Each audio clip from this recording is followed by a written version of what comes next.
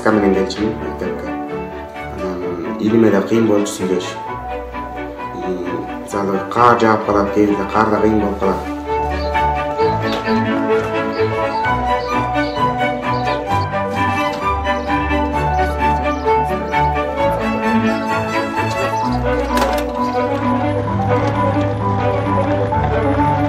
Илиме да жакшы болду. Өз эркинен барып атат. Жаныма алып кээ бирде анда отургузуп алып келип атат.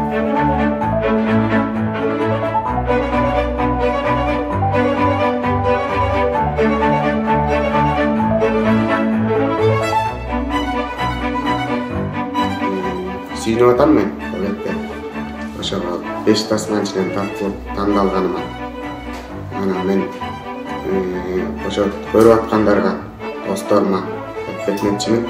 Мен дагы бир кыялымды орундатып, добушуңуздарды берсеңиздер демекчимин.